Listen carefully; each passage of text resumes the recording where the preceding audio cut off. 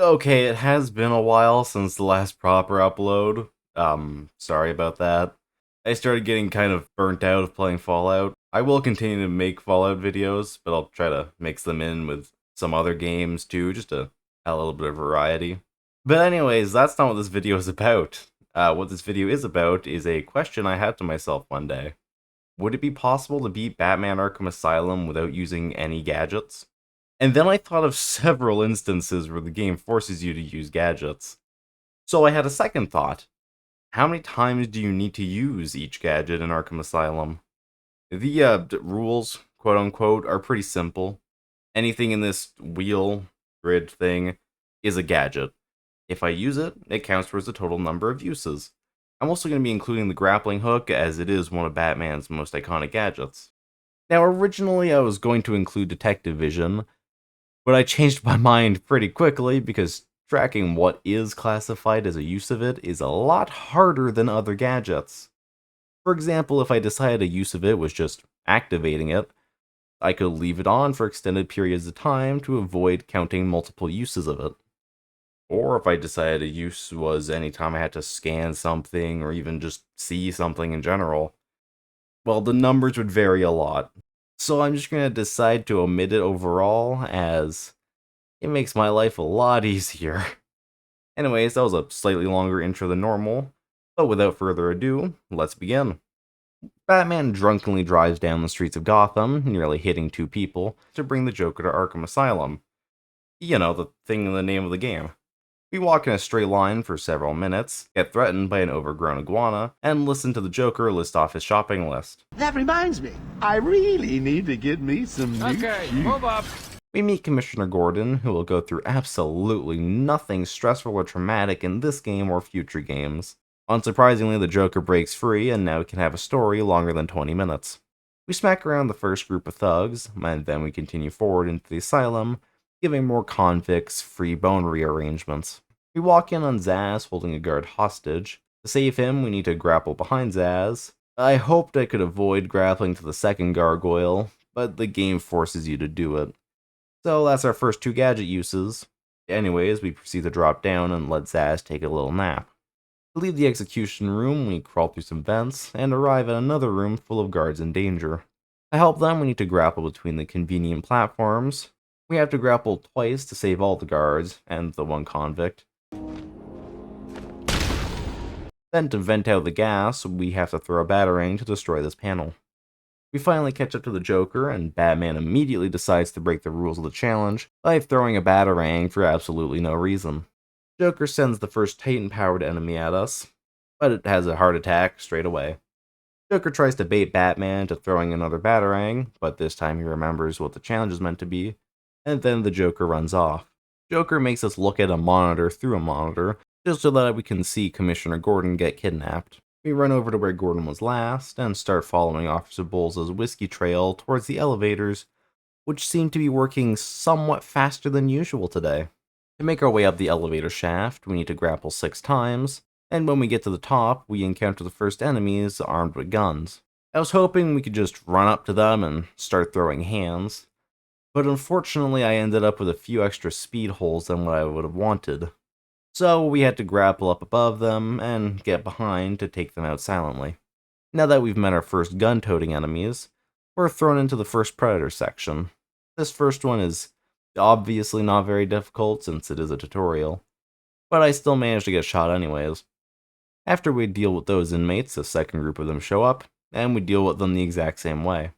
Before we can move on, we need to stare at a painting for the Riddler. To move forward, we traverse through some vents before we arrive outside, and grapple up to high ground to look over the asylum. Now that we're outside, the next thing we need to do is get to the Batmobile.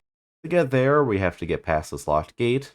The way the game expects you to probably do it is by just simply grappling above, but we're also able to just climb up the side of this ambulance and jump across.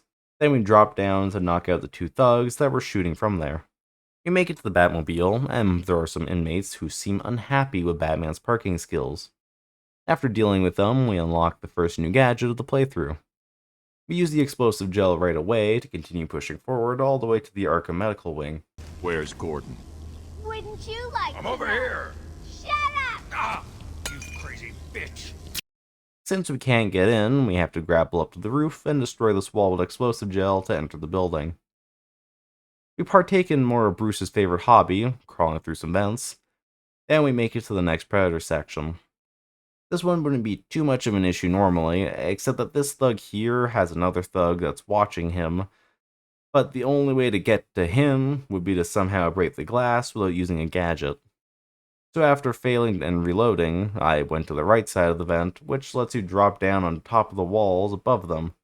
And luckily enough for me, there's a point where I can take out the first thug before the second one is able to watch him. Then the rest are dealt with without an issue. After that, we can continue through the medical ward following the colorful lines on the ground. The blue line leads to Aaron Cash and some other doctor trapped inside a room with gas blocking the only exit. To help them, we need to grapple above, crawl through some vents, and then destroy some buttons with batarangs 3 times, and dropping a guy who's definitely now dead. With that, Cash and Doctor Number 4 are free, and we can move on to the next room, where all we have to do is knock out some more inmates and free Dr. Chen. We can now start following the yellow brick line. Unfortunately, this doesn't lead me to a wizard, but instead I find Dr. Young. We need to blow up these 2 walls to rescue her. We return to the main room where we get another Predator section, but nothing interesting happened. So, moving on. We take an elevator ride, then we blow up another wall. Gordon gets dragged off, and I guess something traumatic did happen. Just not for Gordon. Just kidding. Scarecrow! This first segment isn't too hard. It only takes 1 explosive gel use, and then I can blind Scarecrow. I leave the morgue, and Batman doesn't care that this guard is dead. He's just happy that it isn't Gordon. Speaking of Gordon, there he is, completely safe. To help him, I need to take out all the thugs without getting caught, which was easy. I'm actually a little surprised. I thought this section was way harder from what I remembered. Anyways, to get to Gordon, we need to grapple up above, and then we get to relax and skip the cutscene. Oh shit, right, I forgot this comes right after. Well, the main boss fight is pretty easy. Unfortunately, it does require us to use a few batarangs, 6 in total. Batman commits a smidge of vehicular manslaughter, and Gordon can now leave the island and not be put into any more danger. Next stop is the Batcave that's on Arkham Island. To get there, we hop over this fence, and then we grapple up high and glide down to the cave. In the Batcave, we collect the Bat Claw, which we use to knock over some bat crates, and then pull off a bat grate, and then grapple into the sewers under the asylum. Go away, Croc, your section is later. Next, we have to crawl up these ruins, but surprisingly, we don't need to use any gadgets. But to leave, we do need to blow up this wall. Back to where the semi-fresh air is, we meet the first snipers of the game, but they aren't too much trouble yet. We're able to just walk up the tower and knock out the sniper from behind. So you know when I said they wouldn't be too much trouble yet? Well, yet is now. So these 2 snipers are up in towers that can only be reached by grappling. So to get past them, we need to sneak around. Doesn't do much though, because I still get shot a few times. To get into the Arkham Manor, we need to grapple up to the roof, and then we knock out the 2 snipers that are patrolling up there. We use the Batclaw to pull off the grate, and then grapple up into the building. Yeah. Huh?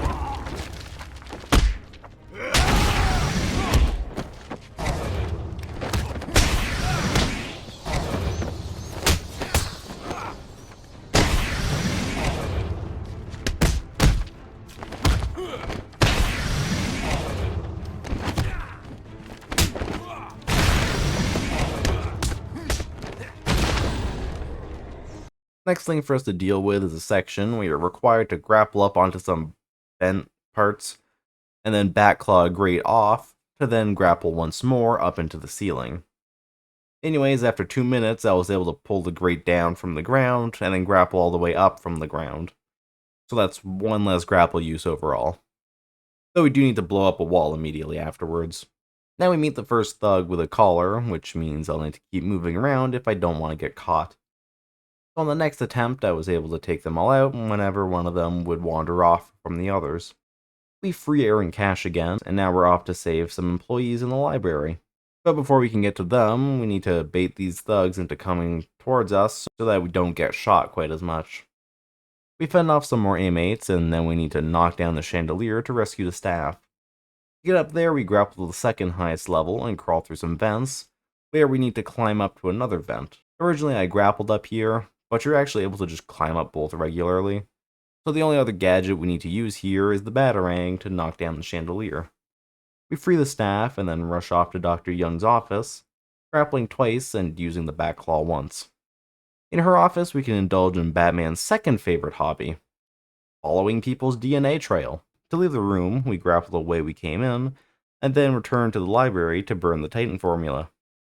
With that done, Batman trips balls once again, and experiences a small amount of PTSD for the gazillionth time. Welcome to Scarecrow 2, The Crow Awakens. On this part, I die over and over again. I mean, it is sad how much I struggled. I don't think any other part of this game took longer than this. I'm somehow impressed at how bad I was doing. It's truly astonishing how awful this footage is. This long rant is only here just as an excuse to show off all the failed attempts. Anyways, I did eventually make it past to fight some skeletons, which I can only imagine are either Arkham inmates or staff, and then we once again provide Crane with a dose of vitamin D. I know it's a light, it doesn't do that, this was just the best joke I could come up with. Now at the top of the bell tower, for some reason, we drop said bell with the Batarang, and continue making our way through the asylum to Warden Sharp's office, where Zaz is now holding Dr. Young at knife point. I tried my best to help without using a gadget, but, Who'd have figured a deranged murderer would kill the poor little doctor? Anyways, the well-placed Batarang knocks him out, and now Batman and the Doctor can exposition dump to one another about Titan without any consequences. We get the worst possible wake-up alarm, and are subjected to more exposition dumps. Now we can get back to beating up mentally unstable people and tracking down mentally scarred people. We leave the manor and get to a point where the game intends for you to grapple over a gate to continue following the trail. But instead I just go around the long way to avoid a single use of a gadget. Absolutely worth it. We make our way to the prisoner cell block, and then have Poison Ivy yell at us before she gets freed from her cell, while we're busy being locked in a room that can only be unlocked with a convenient new gadget. Harley shows up again and performs some seriously impressive acrobatics, before we follow suit with a grapple unless we feel like being turned into fried bat. We beat up some thugs, and then Harley runs off again, so we have to use the cryptographic sequencer to unlock the door so that we can follow her into the next room. The next problem to deal with is 2 captive guards, so to free them we disable some electricity, then throw some batarangs, and use the cryptographic whatever again to get out. To get to the proper Harley fight, we need to climb up through this grate, and we can just ignore this terminal here, as all it does is disable the electric door. But we can still leave the room without needing to go through there, so it's just kind of a waste of a gadget use. The inmates in the next room don't need any gadget to be dealt with, and now we can move on to the Harley Quinn boss fight. Just kidding. We leave the building and make our way to the Botanical Gardens to find the Joker's Titan lab. Entering the building, we deal with a couple of armed guards, and then destroy a terminal to open up the path ahead. We arrive at another Predator section, nothing too special. The only notable thing is that it's one of my personal favorites in Asylum. With that, and we also get killed. We continue forward and encounter the Joker, who fries some poor guard, and then runs off, destroying the path he took. But he seems to forget that vents are Batman's actual doorway. But to get across, we do need to disable the electricity that's covering the ground. So we turn around and head to the generator room and use the cryptographic sequencer to disable them. We can return to the vent, crawl through, and then we blow up a wall. Accidentally put 2 gels on there. Oops. That still only counts as 1 though. We need to grapple up to that vent as it's just slightly too high up to climb. Popping up, we save 2 janitors? Gardeners, I guess? I don't know. And now we get to the most unique Predator section, because we have to get to the top to knock out the operator in control of a machine that will drop some more Asylum staff if we're seen. So we sneak under the first thug, then walk past the second while he isn't looking, before crawling along the side of this wall to avoid the third. Then we wait for the operator and the third thug's walk cycle to line up perfectly for me to jump up and take him out without being seen. And then we can just backtrack to deal with the rest of the enemies. We free the trapped staff members before disarming another bomb and going through a secret door that leads to where the Joker's Titan is.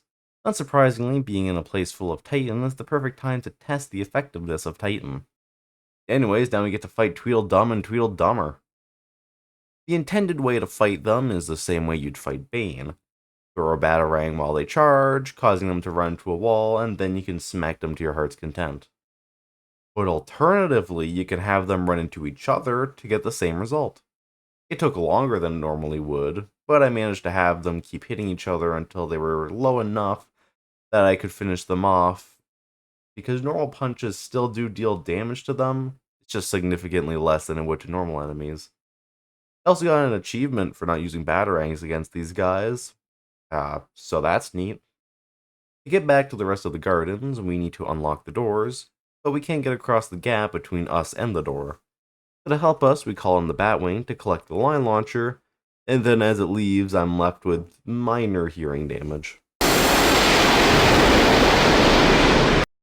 We can zip ourselves across the gap, and then do it once again to speak with Poison Ivy to learn of a way to create an antidote against Titan. So our next stop will be the sewers to visit Killer Croc and collect some plants. We need to zip line back across to leave the building, and then we zip line across the re-electrified water. Then we go back through the same Predator section before we leave the building, but as we reach the door, plants block our way out, as Poison Ivy is now powered up with some Titan. This isn't much of a problem, except for the fact that I need to grapple now to leave the building. Now, Titan-imbued plants are all over Arkham, but they aren't much of an inconvenience. We return to the Arkham Manor and grapple twice to enter the building. We're here to speak with Aaron Cash to learn where the entrance to Croc's lair is, and to make it over to him, we need to grapple and line launcher multiple times, and then we do the same to leave the building. Now that we know the entrance to Croc's lair is in the intensive treatment ward, we head off in that direction, but the front door is blocked and it's impossible to grapple up. So to get across, we climb to the top of the sniper's nest, and then we use the line launcher to zip line across to the balcony to enter the building. Inside, we redo a previous Predator section from the start of the game, except now there's a twist. The gargoyles blow up. oh wait. Well, this section has nothing interesting to mention. We use the cryptographic sequencer to disable the electric barriers, and continue to the lower levels of the asylum. But unfortunately, my game crashes here. Just kidding. The game was rigged from the start. Anyways, welcome to Scarecrow section number 3. We need to line launcher across a gap, and then we can put some skeletons back to where they belong. We continue forward and grapple up to a higher point before starting the next part of Scarecrow's boss fight by being given an extra little dose of fear toxin. The fight is just a basic free-flow combat section against these skeletons, which are just reflavored enemies. The first phase is just regular enemies, but the second phase is a Titan-sized skeleton. Unfortunately, though, I'm pretty sure to defeat these ones, you're required to throw a batarang to have them destroy themselves. I tried fighting it for like 5 minutes by just punching it, and I got nowhere. That also means for the third phase, you need to throw another one at this Titan. Hitting Scarecrow with a floodlight, we beat the toxin, and can chase Scarecrow down an elevator shaft, which we then need to grapple out from to unlock it, and then drop down again. Now that we can catch up to Scarecrow, we can finally return him to his cell. Or that works too, I guess. We line launcher a couple of times to make it to Croc's lair, and Batman sets up a sonar device and some explosive gel for later. Now, I knew this section was going to be annoying, but in reality, it's going to single-handedly keep batarangs from being the least used gadget. My hope was that I could just run from Croc when he chases you, but he'll just follow you all the way back to the start, and then jump back up when you get to the first crossroads. So unfortunately, we're gonna have to do this section the intended way. Maybe someone who's better at games than me could somehow find a way to do it, but I don't really feel like sitting here for hours trying to deal with an iguana.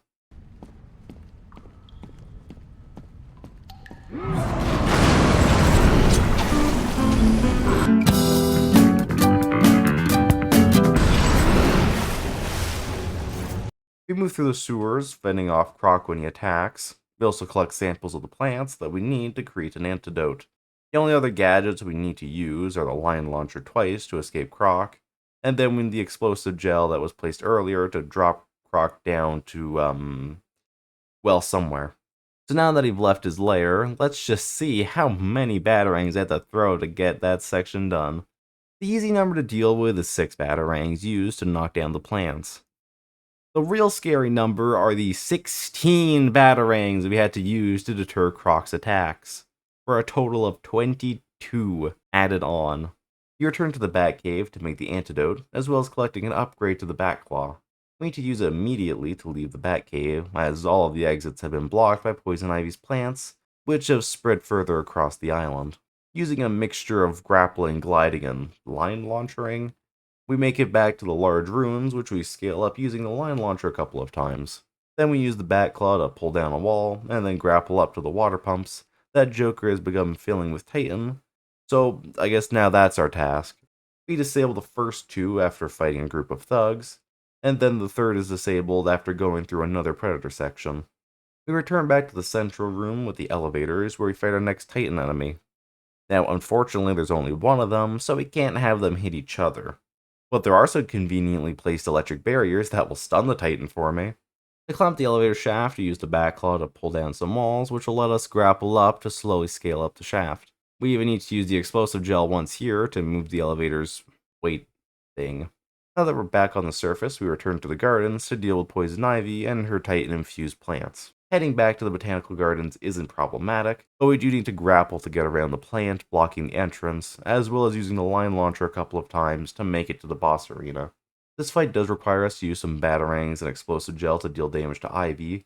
In total, we throw 20 batarangs. They really wanted to take the lead, and we detonate 2 explosive gels before the fight is over. With Ivy defeated, we can finally go to the Arkham Visitor Center and face the Joker. But first, some more Titans. We deal with these ones the same as the ones from before, by having them hit each other until I can finish both of them off.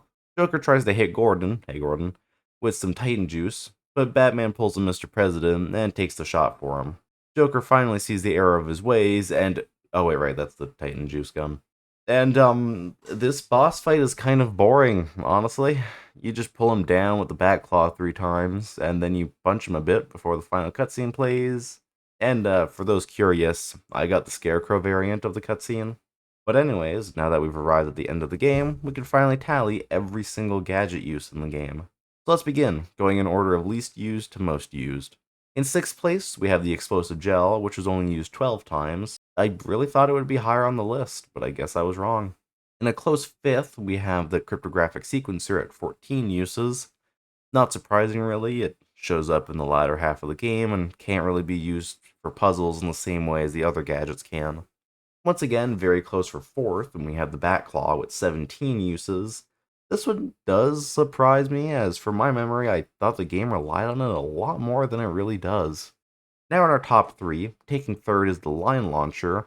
The gadget you get the latest in the game does make quite the lasting impression, as you need to use it 21 times. Now our numbers are going to jump up quite a bit as we arrive at our 2nd place. So, place your bets folks, will it be the Batarang or the grappling hook? And drumroll please, number 2 is the grappling hook with 46 uses, which means that the Batarang takes number 1 with a total of 60 uses. Solely due to Croc and Ivy though. Ignoring them, and Batarangs would have actually only taken 3rd place at 18. But that's not important. The real number we're here for is our grand total of 158 used gadgets in order to finish Batman Arkham Asylum. With all that said, I thank you for watching, and I hope you enjoyed the video. If you did, I'd ask for you to consider liking and subscribing. I'd also love to hear any other video suggestions that you have, like doing this in Arkham City, for example. But with all that out of the way, have yourselves a good week.